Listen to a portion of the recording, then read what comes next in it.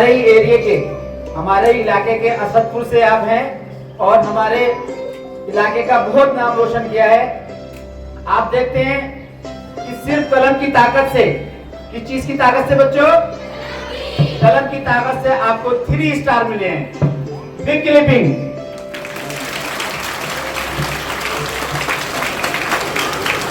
आप देखिए कि कलम में कितनी ताकत है। यही बात हम आपको समझाते हैं कि बेटे कलम में ताकत पैदा करो, इसमें बहुत ताकत है।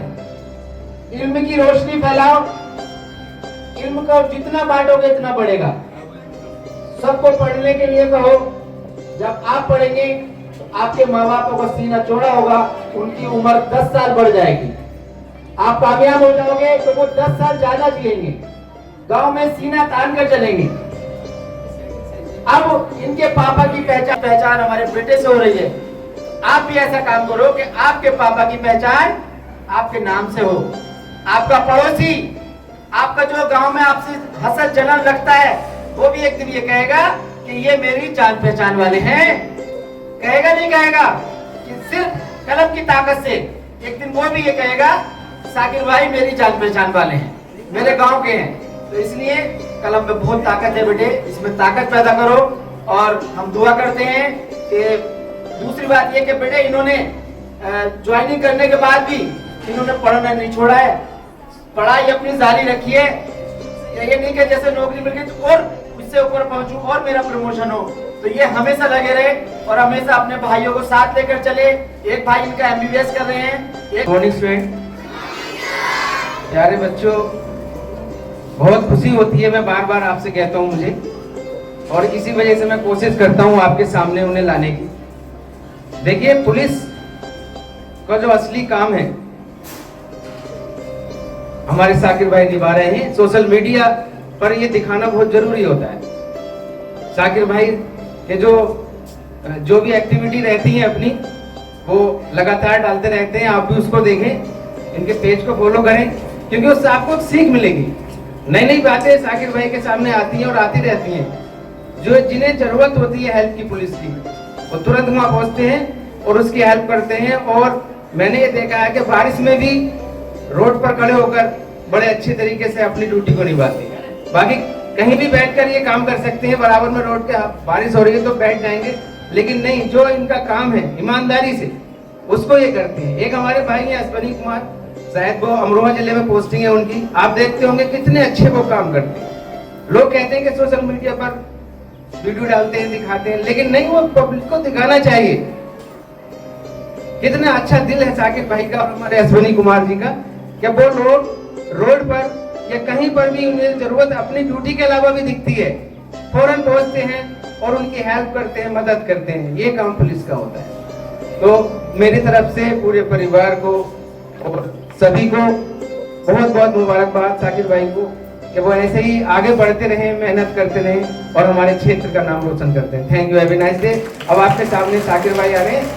आगे जनाब महमूद जावेद साहब, मशकूर सर और आदरणीय विजय शर्मा जी, बाकी अध्यापकगण और प्यारे बच्चों, शुक्रगुजार हूँ मैं सर का जो आपसे रूबरू कराने का इन्होंने मौका दिया। फिर से मैं सर का शुक्रिया अदा करूँगा कि उन्होंने आपसे मिलने का मौका दिया।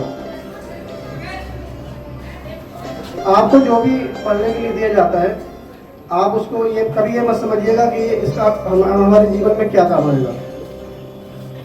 छोटी छोटी बातें सिलेबस में जो भी शामिल है, वो हर चीज आपके फ्यूचर में काम आने वाली है, वो चाहे किसी सब्जेक्ट की ही क्यों ना हो। तो जो भी आप पढ़ें उसको गहनता से पढ़ें, यहाँ पढ़ें, घर पे जाके पढ़ें, वो पढ़ाई कभी ना छोड़ें। जीवन भर पढ़ाई का और सीखने का सिलसिला चलता रहना चाहिए। पढ़ाई की और सीखने की कोई उम्र नहीं होती है। जो लोग सीखना छोड़ देते हैं अपने जीवन में, वो फिर तरक्की छोड़ देते हैं। बेहतर पढ़ाई हासिल करने के बाद आप अपने मुकाम को पा सकते हैं। जो आपने टारगेट सेट किया है उसको अचीव करने में आपको सहायक होगी। आता है, हम लोग जब स्टूडेंट लाइफ में थे तो आपस में डिस्कस करते थे, ये थीटा गामा बीटा ये क्या काम आएगा हमारे जीवन में। वो काम आया, हमें सिलेक्शन दिलाने में काम आया। इसी तरीके से कोई भी चीज व्यर्थ नहीं है आपके सिलेबस में जो शामिल है। तो प्रत्येक को आप गहनता से पढ़िए और इस तरह से पढ़िए कि फिर आपको दोबारा से पढ़ना ना पड़े। जब आप किसी भी कॉम्पिटिटिव एग्जाम में बैठते हैं तो आप देखते होंगे कक्षा 6 से लेकर 12 तक का आपको फिर से पढ़ना पड़ता है। अभी तो आप छोटे बच्चे हैं, आपको शायद इसकी जानकारी नहीं होगी। जो तैयारी करेंगे, चाहे वो सिविल सेवा की तैयारी करें या किसी भी परीक्षा की एंट्रेंस एग्जाम की भी आप तैयारी करेंगे, तो आपको बिल्कुल बेसिक से पढ़ना पड़ता है। तो मेरा मानना ये है कि आप लोग उसको शुरू से ही इस तरह से पढ़ें कि बाद में रिवीजन में आपको कठिनाई ना आए। आपके बेसिक्स जो है मजबूत होने चाहिए। मेरा कहना ये है, आप अनुशासित रहिए अपने जीवन में, एक टाइम टेबल निर्धारित करिए जिससे कि आप अपने जो आपके टारगेट है उसको आप अचीव कर सकें। इसमें आ रहा है कि आज के दौर में बच्चे मोबाइल की लत से ज़्यादा ग्रसित हैं। मोबाइल चलाना या उसका इस्तेमाल करना खराब नहीं है, लेकिन उसकी अधिकता खराब है। उसका उपयोग एक सीमित दायरे में करिए और उसको लत में अपनी शामिल, उसको लत मत बनाइए। जैसे हमारे जीवन में लत लग जाती है किसी भी चीज़ की, तो हम बार बार जेब से मोबाइल निकालेंगे, उसको देखते रहेंगे, जबकि उसमें कुछ होता है नहीं। फोन भी नहीं आ रहा होगा, फिर भी मोबाइल निकालेंगे, उसको स्क्रॉल करना शुरू कर देंगे, तो बहुत ही कीमती वक्त अपना हम ज़ाया कर लेते हैं।